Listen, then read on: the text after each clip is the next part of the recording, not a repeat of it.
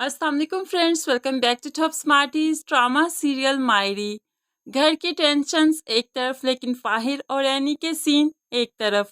अब तो एनी और फाहिर को एक दूसरे से मोहब्बत होने लगी है। एनी ने खुद इकरार किया, फाहिर अब तुम शादी से पहले वाले फाहिर नहीं रहे जिस पर मुझे गुस्सा आया करता था, जो मुझे इरिटेट किया करता था। तो फाहिर भी मुस्कुराकर पूछने लगा, क्यों, अब क्या हो गया? तो एनी कहने लगी, अब तुम अच्छे लगने लगे हो, तुम्हारी हरकतें अच्छी हो गई हैं, अब तुम मुझे इरिटेट नहीं करते। जिस पर दोनों बहुत ही ज़्यादा मुस्कुराते हैं। इन जहाँ साथ रहने की वजह से इनमें मोहब्बत बढ़ रही है, तो दूसरी तरफ हबीब के साथ जब रहीला आकर रहने लगी तो उससे अब हबीब से कोफ्त होने लगी कि हबीब की तो घर में कोई भी इज्जत नहीं करता। यहाँ तक कि उसने जब फाइल के मामले में नुकरानी से कुछ पूछना चाहा तो एनी ने रहीला को आंखें दिखाई और गुस्से से उसके साथ बोली, अगर हबीब की कोई औकात होती तो एनी इस तरह से भला क्यों बात करती। रहीला ये सब कुछ सोचने पर मजबूर है कि जब हबीब की कोई इज्जत नहीं करता तो मेरी क्यों करेगा।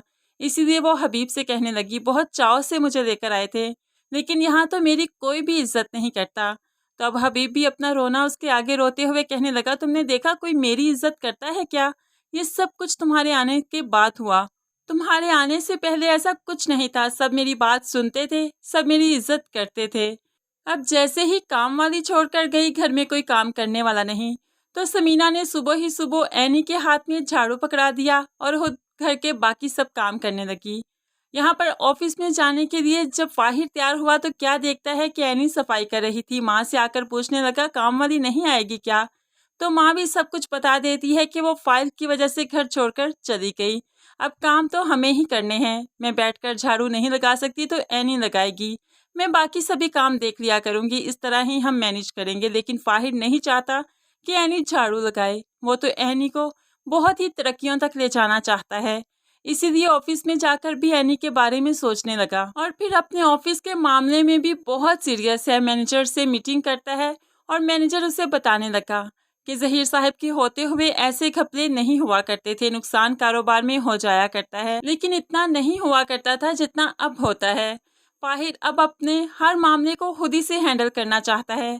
वो हबीब और फराज के मामले में बददिल तो हो चुका है, उसके जहन में शक जा चुके हैं, इसलिए इन पर अब कड़ी नज़र भी रखेगा।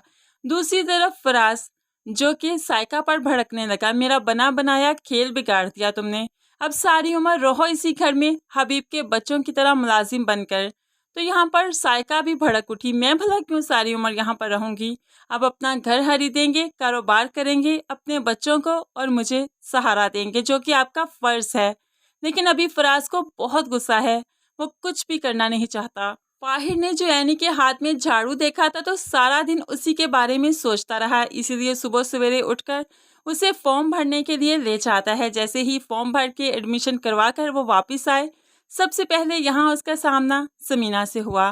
तो समीना कहने लगी, सुबह सुबह एनी को कहाँ ले गए थे? तुम्हें कहा है ना कि ये अब स्टडी नहीं करेगी, तुम्हें तुम्हारी दादी ने भी कहा है और कितना समझाया है, तुम्हें ज़हीर समझती हैं वो और तुम पर यकीन किया है, क्या तुम उनकी बातें मानने से इनकार करोगे?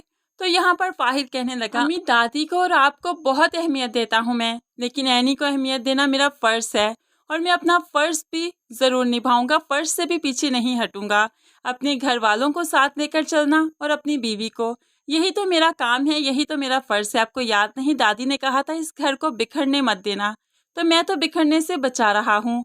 जो इसका शौक है वो ये ज़रूर पूरा करेगी। फ्रेंड्स, आपको फाहिर का एनी के लिए यूं स्टैंड लेना कैसा लगा ज़रूर कमेंट्स में बताइएगा। मज़ीद वीडियोस के लिए चैनल को सब्सक्राइब करके साथ बेल नोटिफिकेशन ज़रूर प्रेस कीजिए ताकि आने वाली हर वीडियो आप बहुत आसानी से देख सकें। अल्लाह हाफिज़।